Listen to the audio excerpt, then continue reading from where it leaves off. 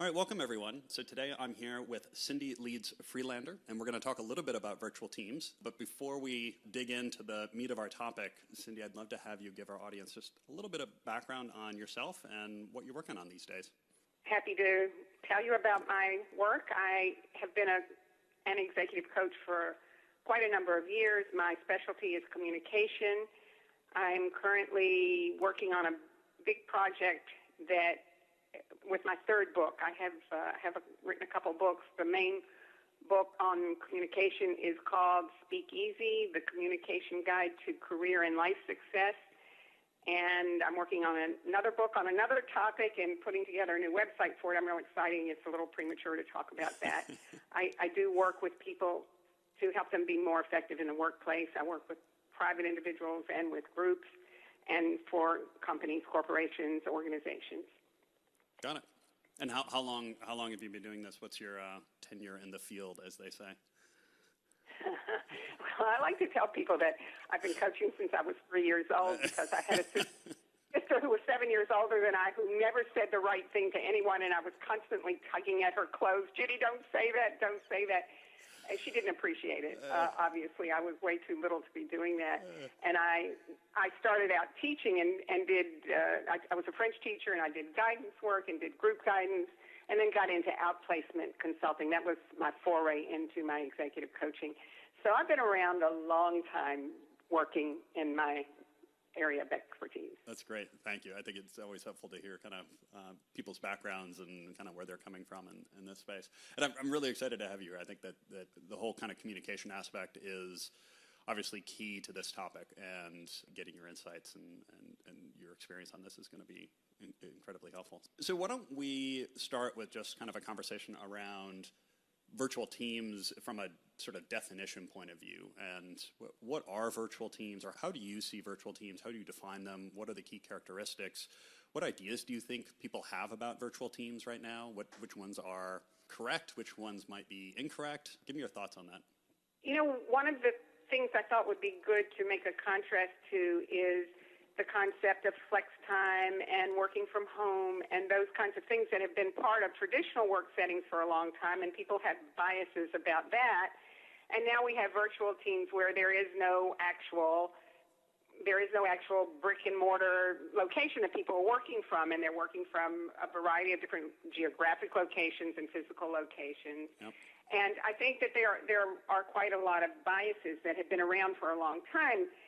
One of the biases is if you're not at work, you're not working. Yeah. And, so physically you have to show up. Now, research shows that people spend a great portion of time at work when they're in a physical work setting, not working. And actually that has some pluses and minuses that virtual teams are missing. People that work from home, or people that work from workstations, or people that are working independently actually are much more dedicated, much more responsible. They are very conscientious about that time, and they have that sense of responsibility and autonomy that is what contributes to work excellence and work success, and what is often missing within physical work settings. So that bias about people who work in virtual teams using their time to do other things besides work is really quite a myth and doesn't apply at all. Yeah, so people in traditional work settings spend a large portion of time not working, and people that are working in virtual teams are actually working much harder. I think the pluses and minuses around that have to do with you get superior execution and production from people working in virtual teams. You are missing some of and what I want to talk about is some of the human elements, the human interaction, the validation and reinforcement that comes from people being in contact with each other is some of what's missing. You know, I did a lot of consulting work at Bloomberg, and it's a quite interesting work environment. And people are so used to using technology to communicate that people sitting very close to each other did not have actual interactions. They could have been working from home. They could have been on a virtual team. Yeah. They were communicating through technology only. So it's something that really has to be paid attention to today. Yeah. So why do you think that is, or do you have any thoughts on, when when you end up getting in these situations where there's the possibility of more non-virtual, more real face-to-face communication, but people still end up using some of these technologies and tools, what do you think is driving that? Is that everyone is just thinking virtually these days? Is there an actual dynamic that's driving some of those things? Well, for sure, it is our world today, and it's actually a serious problem. I mean, it's referred to as addiction to technology. And if you walk down the street or you watch, people have got their devices and they are interacting that way. And rather than having a direct phone call, they're using some kind of device to speak. Even it's really interesting because there's some research that's come out lately about actually the harmful effects on both human development, if you will, and also on productivity. And Intel is one of the companies that has been paying a great deal of attention to that. The technology companies often will have their ping pong and various activities in the workplace for people to do to get some breaks. They're looking, though, at that very specific use of time and recognizing how seriously important it is for people to have non-work activity, some kind of interaction that's non-work. So it's really hard to define how that's happening because it's just part of all of our lives, and those who do not have that capacity to use that technology are not in the world very much like the rest of us, and it's a real big challenge. I gave a lot of thought to some of the kinds of activities that can be incorporated into virtual workspaces for people to have more of that. Sure. And so I'm happy to share some of the things that I thought about. Yeah, that'd be great.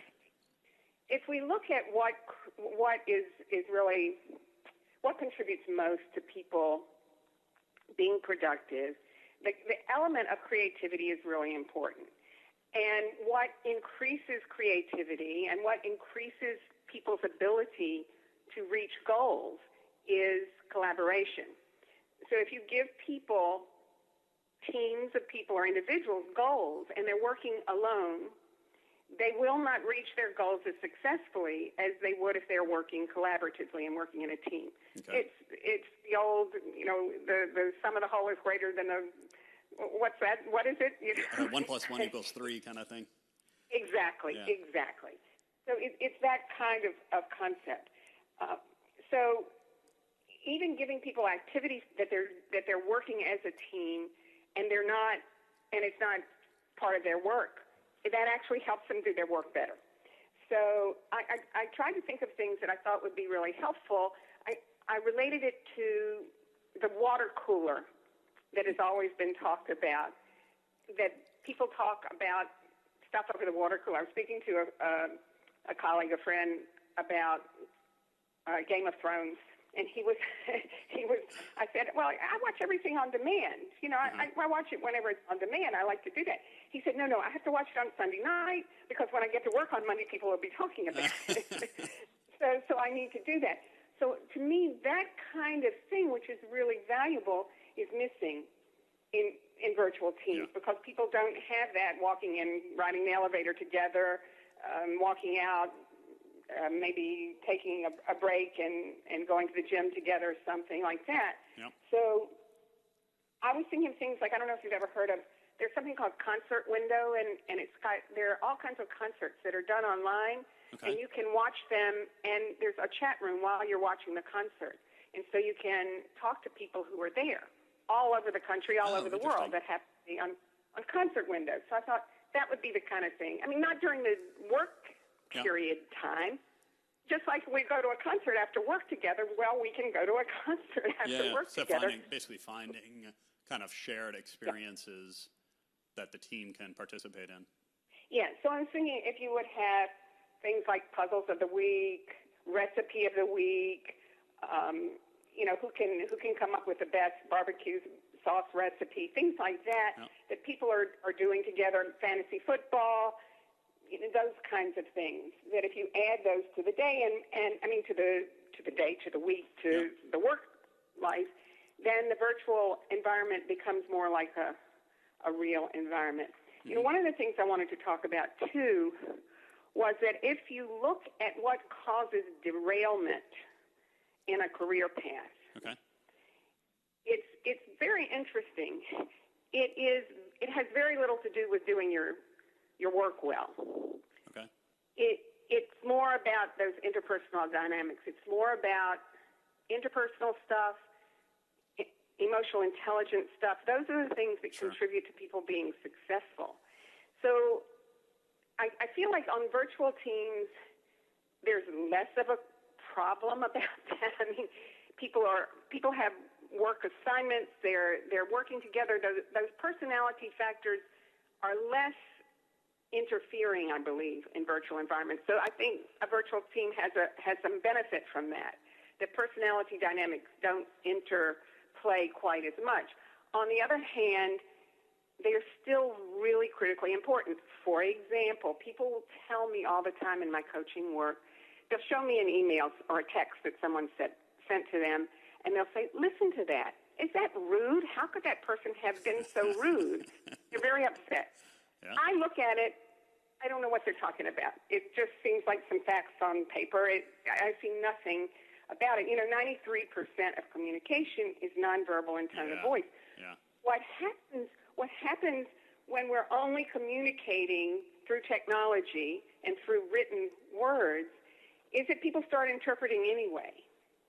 Yeah, of course. And it can really interfere. And so what it really means is we've got to have direct communication. We really have to have direct communication.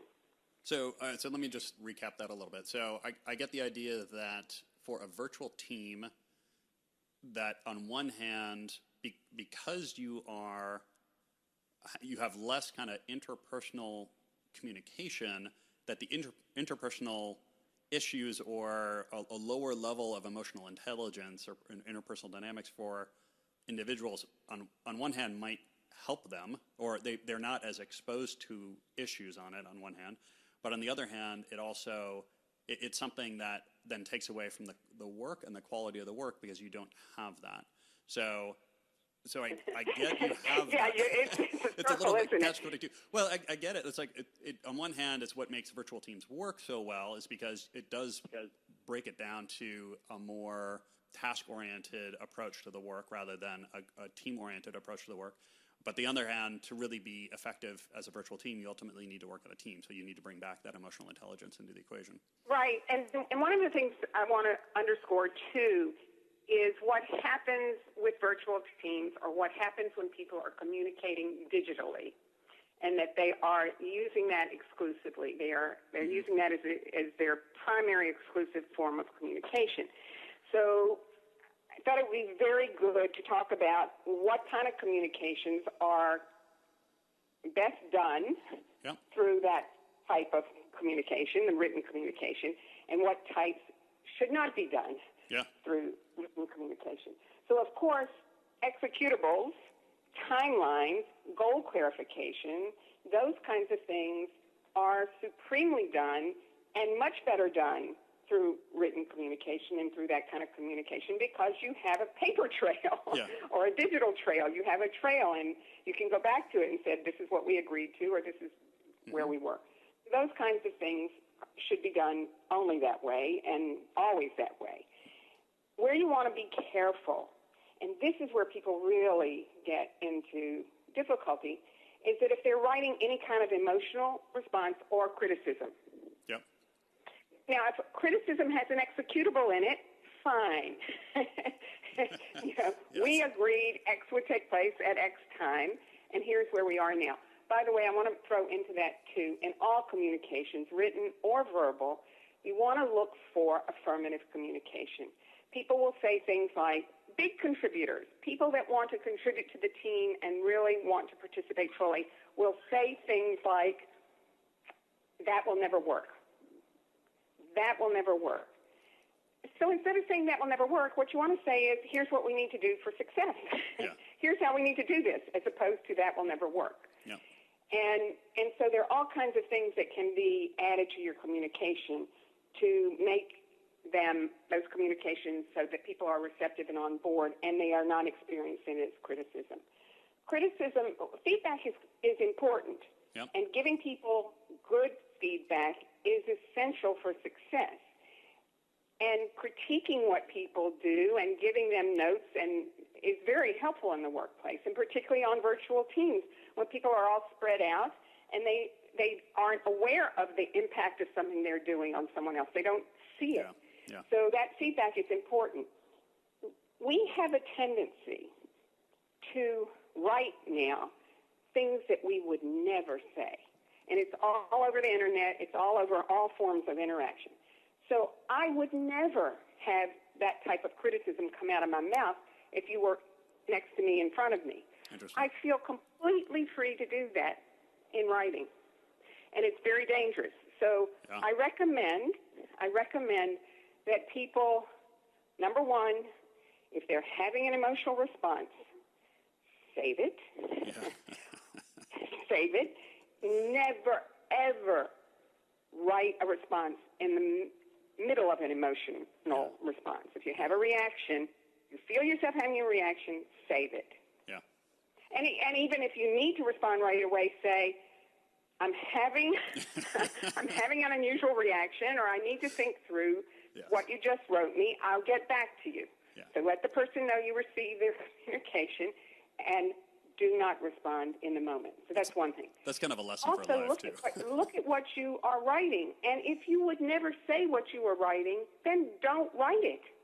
Yeah, I think that's an interesting one. I guess, I mean, it's kind of this test. Like, how do you, I mean, do you advocate, like, having a little mirror that you you read your email to yourself before you send, or how do you actually catch that? Well, it's really interesting you said if you have a mirror, because the two biggest contributors to how communication is received are tone of voice and facial expression. Neither of those can exist when you're writing, and yet they do. For example, if I'm smiling when I talk to you, which I am right now, you can hear it, right? Yeah. So I never suggested to people, one of the things I suggest to people is, and I've been doing it as we've been talking, is I stand up and walk around because my energy changes, and it's helpful, actually. So you do want to get your body to be reflecting a more business or a more professional or a more presentation. If you're speaking on the phone. Of course, if you're writing, that doesn't work when you're writing, although I imagine there's some people that have figured that one out as well. So that's an interesting concept to think about, mirror. You know, I want to go back to executables, timelines, goal clarification. Those things need to be in writing, and people do not proof most email communication or text communication the way we always proofed written communications in the past. And it's sloppy. It has errors, and we also live in such a fast-paced world. So it's hard to be proofing when you're just rolling out communications. Again, if we go back to, if you're expressing opinions and emotions, you want to pay more attention than just quick comments. You know, I'm a stickler for proofreading. I'm a stickler for proofreading. I really am. I get it. I think I've kind of have sort of two levels of proofreading. I have more official communication proofreading where I'm really making sure grammar, spelling, all those things are right. And then I have a level which is really just more intent, and it's am I communicating? Am I getting my point across in the way that I want to get it across? But I may not be sitting there checking every piece of it. And I find that because of that issue that you raised, which is there's so much communication, everything, whether it's texting people, emailing people, so much happens now written that trying to really wordsmith every communication is daunting and just not possible. And this relates to what happens on virtual teams, in that the number of eyeballs that get on various communications changes a little bit. Yeah. And if it's something that's going to have some kind of public consumption, client viewing, hierarchy viewing, there is an importance to what things look like. And the correctness of things. I think a lot of people think correctness doesn't matter anymore. And for many things, it might not. There are a couple things I had wanted to talk about. One was the kind of roles that exist that are outside of the actual role a person has, their job title role. Okay. And people, it's a natural thing. It's based on people's personalities and preferences and styles. I made up a list of them: the cheerleader, the coach, the motivator, the consoler, the bean counter, the policeman or compliance whip cracker. Yeah. Those things. And even if they're not identified in a traditional work setting, people are aware of them. Yeah. And to me, rather than make fun of them or resent them, oh, God, that person is such a bean counter, drives me crazy. Yeah. Or, oh, you think he was the compliance officer here, the way he does whatever. So instead of complaining about those roles, be aware of them and say, and this relates to what we were talking about, find the bean counter, find the whip cracker. Yeah. And say, would you take a look at this, please? So let someone else do that. And it's also more than one set of eyeballs on something is always important. You think you expressed what you intended to express, and it may not be what other people are seeing or hearing. Yeah. So again, virtual teams, there's a lot more isolation in what people are producing. Sometimes, just like you were saying, Bruce, it won't matter. When it matters, get more eyeballs on it. Yeah, I think that's a great suggestion or kind of strategy is, have at least one other person, take a look at it and get their read on how it's coming across. It is just about impossible for you to anticipate how someone else is going to take something completely by yourself, and having at least one other person give their feedback can be incredibly important to that. I think that's great. Or just proof your own work. I always say you can only be a virgin once. Exactly. You need someone else to take a look and use. And again, that's part of what a team does, right? Yeah. So that's using team interaction for the benefit of everyone. Yeah. The other one I think you mentioned in there too, which I thought was good, is I guess you were mentioning it when you were communicating that I'm having an emotional response right now. I think I'll get back to this in a little bit. It's just being more kind of deliberate or more communicative around the emotional side of what's happening in a situation. So even when writing an email, sometimes now I'll be more. I'll even preface the email with, hey, this is really difficult for me, or I'm really confused about the situation. So this is my understanding, but you should understand that I'm not completely sure of it, or I feel like I need to get this out, but it's stressful for me. So understand that when you're reading it. I'll almost give like it's like in a play or a script where you have the setup to the scene before you actually start reading the dialogue. Foreshadowing. Yeah. And I wanted to go back to the suggestion I made about letting people know you're having a reaction. I may or may not have used the word emotional. You just used the word emotional. I recommend neutral language. So I'm having a reaction to this, or I want to give this more thought, or I want to, you can always be marketing yourself a bit. You can say things like, I want to give you a really good answer to this, so let me think about it before I respond. If you say I'm having an emotional response, that might set up, oh, here we go. Yeah. You know what I'm saying? So you want to stay away from emotional words, actually. And I always recommend people, and particularly women, staying away from touchy-feely language because people say that women are more touchy-feely. So you want to stick with more rational language, more practical, logical language. And I want to underscore again the contrast now. I just said women are seen as more touchy-feely and stay away from that. Then I told you earlier on that the emotional intelligence portions, or the soft skills, are actually what contribute to work success. Yeah. So there's a very interesting combination there. So we want to stay businesslike, and we want to make sure that we also include human components in what we're doing because we are not robots. Yep. We are humans. Yep. And one of the points I wanted to make was just to go back to birth and to us in our first stages. Babies that are born and are raised in orphanages and they get cared for, they are not fondled, hugged, given human comfort. They just have their diapers changed and they're fed. They die. Those babies die. Yeah. So we as human beings need to have human interaction. Yeah. It's critically important. And again, actual touching in the workplace, that's the advantage of virtual teams. They don't have to ever have any of those kinds of issues.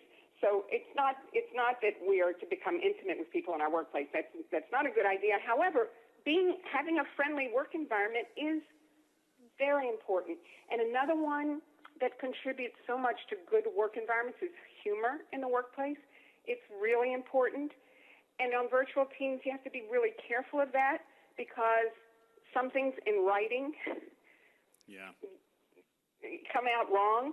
So you do want to be careful of that. And you also want to make sure that if you are interjecting some kind of humor, which is beneficial in the workplace, it must not be sarcasm or cynicism. It must not be at the expense of anyone. Yeah. So there's tricky elements.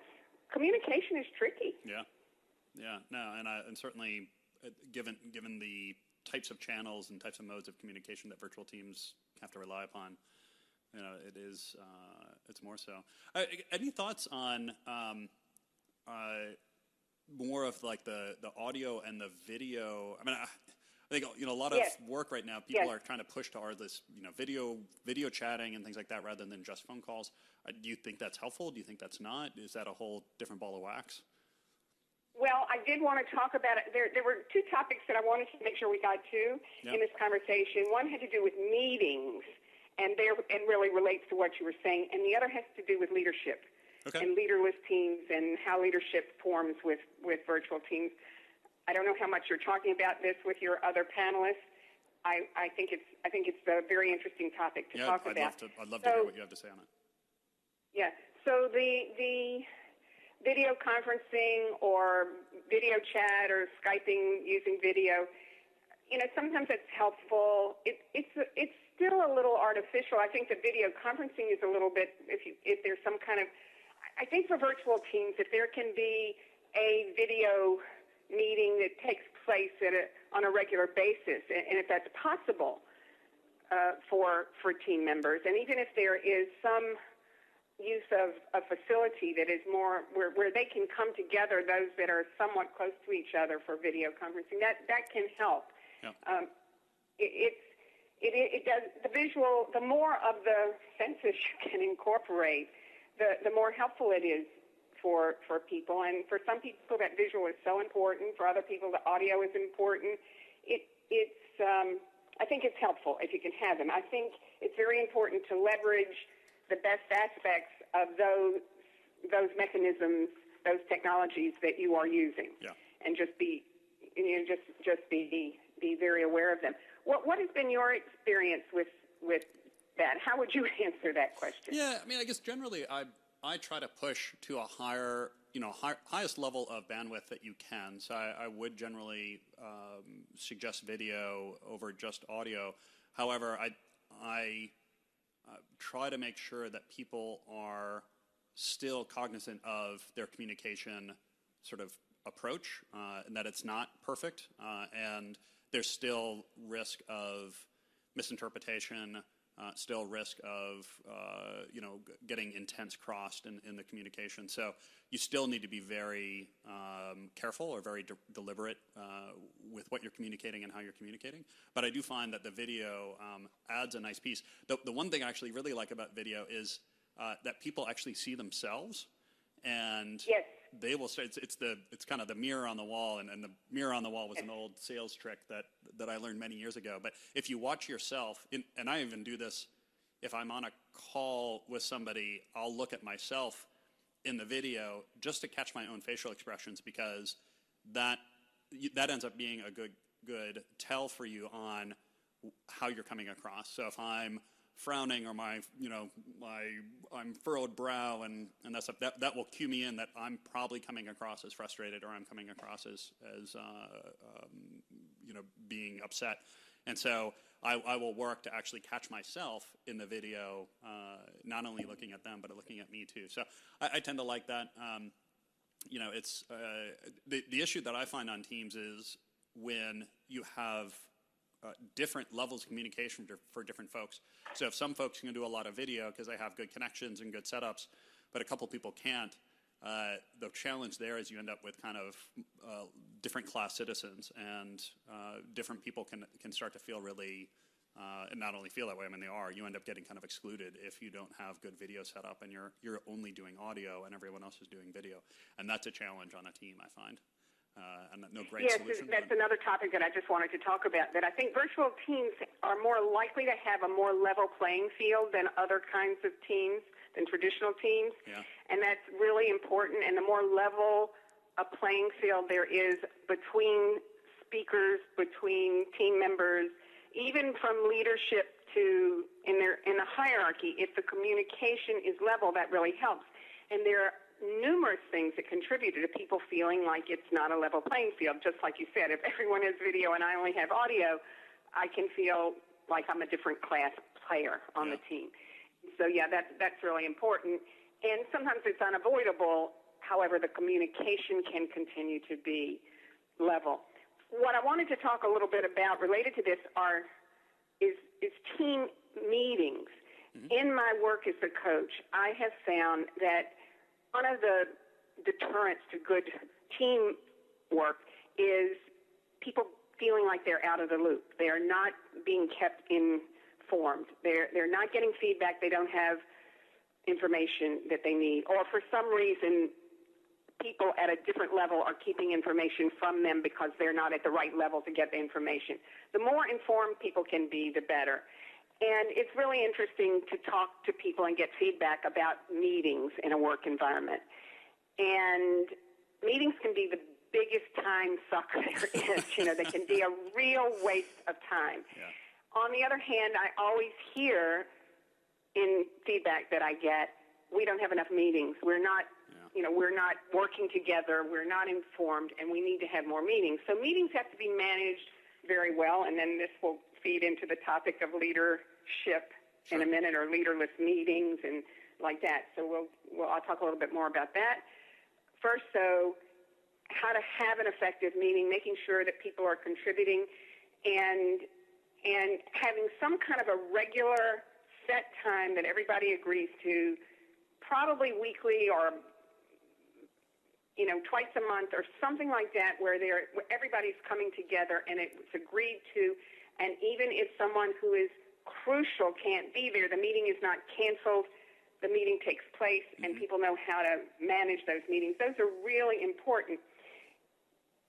Today, we have so many people that can be doing something else while a meeting is going on. Yeah. And, we call it multitasking. What it might be, though, is I'm not interested in this meeting and I'm going to be sending some email, or I'm going to be doing something different. Yep. So those things really need to be managed so that people are present for meetings and present for communications, and that's managed well. And the most important thing is to get input. I think surveys are one of the best, not over-surveying. Anything that's a good thing, if you do it too much, it's not a good thing anymore. But if you survey people and ask them, what are the ingredients they think will make for the best meetings? What is the frequency of meetings that they think is right for that kind of meeting? And people are putting input into it and sharing the leadership or facilitation or participation in the meetings. You're going to have great meetings. And people will feel like this is what I asked for instead of, why are we doing this? Mm-hmm. Mm-hmm. Yeah. I get it. So let's talk a little bit about leadership. I know you wanted to mention that. Right. And I'd like to know what you're seeing in terms of the concept of leaderless or shared leadership. That's really what I wanted to talk about. I think that virtual teams do lend themselves to the concept of shared leadership, and everyone is contributing and everyone is participating. if you have no leader, you tend to end up somewhere different from your goal. Or you can have a bad leader and end up somewhere different from your goal. Good leadership does have to do with reaching goals. It has to do with vision and has to do with inspiring people to meet goals. So I feel that there is a plus with virtual teams in that there's such a strong sense of responsibility about contribution, and that creates a shared leadership environment and a level playing field. On the other hand, if there are X number of team members all heading down the road, and it's not the same road, then what? So what are your thoughts around that? Yeah, what I find is that the more effective virtual teams have very strong individual sort of contributors that are self-managed, and that they once a clear direction has been set, they are very good at working by themselves and collaboratively with others to hit that objective. That the real leadership role on these kind of virtual teams, high-performance virtual teams, is much more one of goal setting and boundary defining than it is around managing the actual work.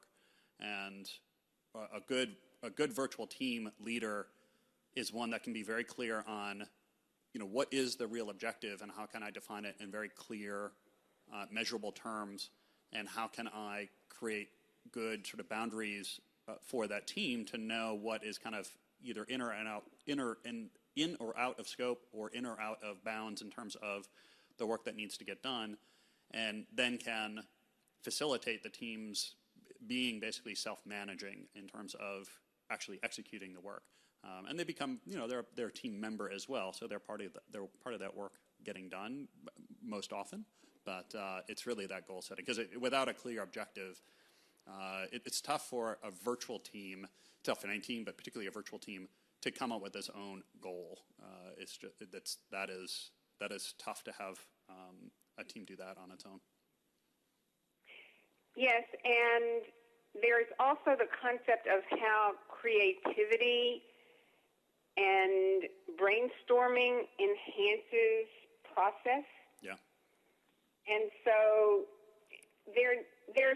I feel that it is valuable to add some component of that contribution, and it's somewhat like what I was talking about a moment ago. When something is imposed on people, they have more resistance to it or less buy-in. Yeah. When they feel like they have contributed to the task and to the goal setting, they have much more dedication to doing a really good job. Yeah, there's a somewhat applicable military analogy in this, the whole idea of commander's intent, where when a troop is given orders, the idea is that the commander gives the intent of what they're trying to get done. They're trying to protect a road or take a hill or maintain a strategic position, and that intent is described, and it's up to the team to decide what is the best way of executing that. And when you get into the battlefield and new things come up, there's new intelligence, there's new situation changes. Well, how do I adjust then my plan, keeping the intent in mind, but now having the flexibility to be able to execute differently, rather than getting stuck in very direct or specific objective orders of put your people here. This is what I'm trying to achieve. You figure out the best way to do that within the kind of confines or within the context of the broader situation. And I think that's a great way of kind of looking at the team process in general, particularly virtual teams, is really giving them the intent of what we're trying to get done, and then let them figure out how they're going to meet, where they're going to meet, how the work's going to get allocated, how it gets divvied up, who works on what, because all of that is something they'll be able to not only figure out, but actually adjust over time as they learn and things change. It's very interesting that you're using a military model to describe that. I was reminded, as you were talking, of Daniel Goleman's Harvard Business Review article called Leadership That Gets Results. That's Daniel Goleman, Goleman. He writes a good deal about leadership and about emotional intelligence. And he talks about various leadership styles and their effectiveness in various situations. So that military model is absolutely an incredibly necessary model in emergencies, and the processing of let's figure out how to get there in major military emergencies. You need that military leadership to say, do it this way now, and that leader that people will follow into battle no matter what is a good leadership model. However, it's very undesirable model.